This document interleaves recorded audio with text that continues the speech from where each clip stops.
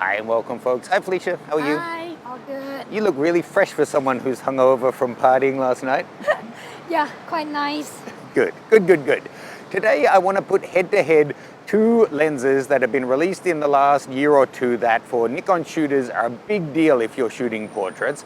The first is the Plena. This is the 135 1.8.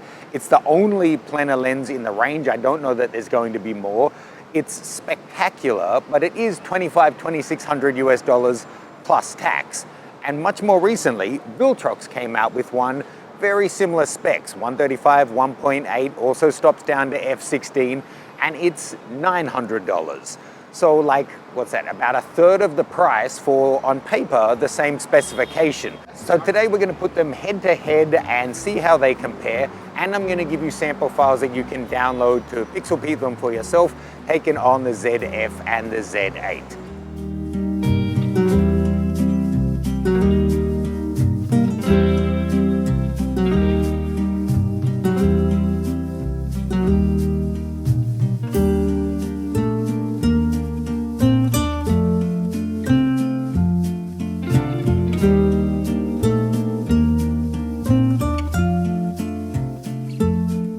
We have a decent amount of light. I'm at my base ISO and I'm still up at like 1/320th of a second.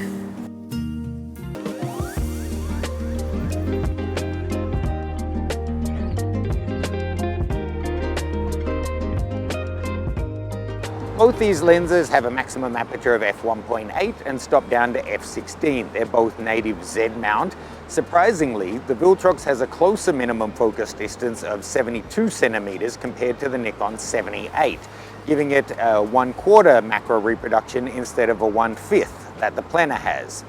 The Viltrox has 14 elements in 9 groups with 11 aperture blades, whereas the Nikon is more complex with 16 elements in 14 groups, but the same 11 rounded aperture blades. They both have 82mm front filter threads, neither of them have image stabilization, and the Viltrox comes in at 1.26 kilograms, and the Nikon is just under a kilo at 995 grams. So in terms of specification, really, they're very, very similar, except for the weight and the price. So which one's gonna work best for you? You on my mind a lot, don't need no time watch. I don't know how I got you in my party spot. Yeah, that's babe, need you every day. You like my oxygen, make it seem like the barging down. Got my heart no barging in, from the bed to the floor to the couch. Might wake the neighbors up, break you in then break you out. In the end we gon' make a child, then we gon' hit the show. Part 2 we don't need no pause. You with Misty, we gon' get tipsy, don't need a power shot. Copy my steel, face the fact that ain't no cap, I'm real. Ain't no cap, I'm real. The plastic bars tryna copy my steel. Copy my steel, face the fact that ain't no cap, I'm real. Ain't no cap, I'm real. The plastic bars tryna copy my steel. Got my heart no in the bed. Break you in then. Yeah, that's every day. Got my heart no in the bed. Break you in then. Okay folks, so just a quick little video for you comparing these guys. I've actually shot with both of them plenty of different times. I've shot with the Plena in different shootouts against Nikons. I did very early hands-on with the Viltrox. And I have to say, there's some obvious takeaways that may not surprise you, but I think also my final conclusion may surprise you a little bit. I'm going to show you some sample files, and reminder, you can download some raw files for yourself to check them out. Handling wise, the Plena is nicer. The extra 300 grams really is noticeable. The Viltrox it's really noticeably heavier, especially if you're doing longer period of shooting. And being that these are not stabilized lenses, you're relying on the camera's IBIS, I did find that I got a higher hit rate with the Plena. Now that could be that just native lenses torque better, and when you have a tiny shallow depth of field, that's part of it. Or it could be that, you know, my hand holding was that little bit more stable using the Plena. Otherwise, in the hand, they both have 2 custom function buttons. I do quite like that the Viltrox has the EVF. The lens element inside does kind of chonk around a bit on the Viltrox. It's not an issue, but it can be a little bit disconcerting. Let's take a look at the images. So let's start by having a look at the images blind. I'll just choose the two comparable images. Now let's zoom in and take a little look at them, and I'll just equalize the frame a little bit. So let's bring this one down a little bit. So one thing you can notice, the image on the right looks a little bit warmer, image on the left a little bit cooler. There is a difference in fine detail between the two. I would say though, they're both quite nice. Okay, there are variations between them, but I don't know that I would say necessarily one is nicer than the other. It's hard even in controlled light situations, because here her hair's falling beautifully on her shoulder, here it isn't. The difference in color temperature, I did have it all locked down, but it's possible there was just variations in the light. Taking a look at, let's say, these two, and going in, again, kind of a difference in color temperature, at least a little bit of a difference in color temperature, but definitely in this case, so they've switched now, the 3-star image here has more fine detail, no question on this one. So I can tell you the 3 stars are the Plena, and the 5 stars were the Viltrox. So here going in close, it was the Viltrox that is a little bit cooler and a little bit less detailed. And on this one, again, it was the Nikon is definitely more detailed.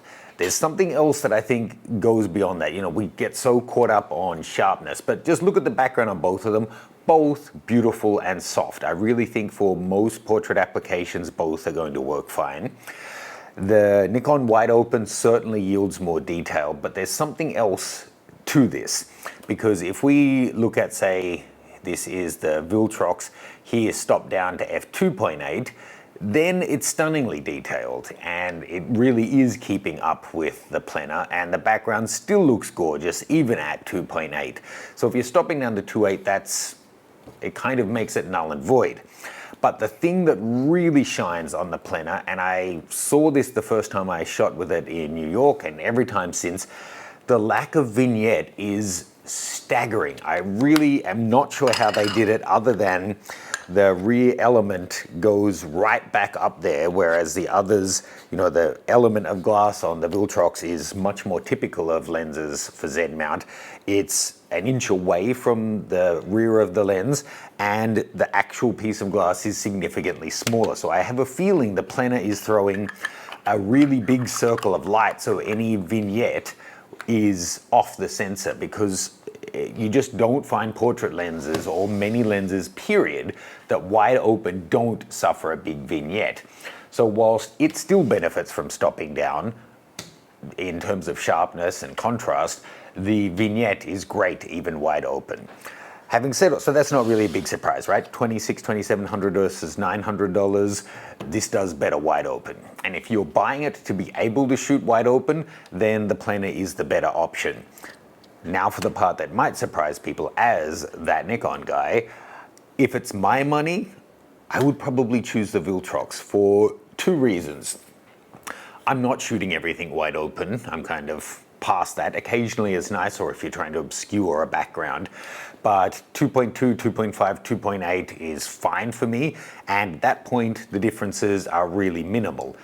The extra bit of weight, yeah, that is an issue, but to save $1,800, I can be a man and carry it, right? But the other thing is 135 just isn't really my focal length. Occasionally it's helpful to have. Sometimes when I'm using my 70 to 200, I hit that point. But I love the 105, I quite like the 85, and then I like longer.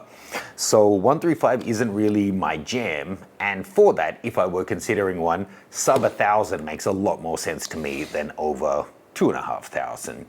Let me know what you guys think. Please do check out the link tree. There's Patreon content going up all the time. Every day we have new posts. Felicia is commonly over there, and we've shot a whole bunch of stuff together. We actually shot that same day in the hotel room. Let me know any questions you have. Let me know if you are a 135 guy and what you thought of the sample files once you download them. All that's below. Cheers.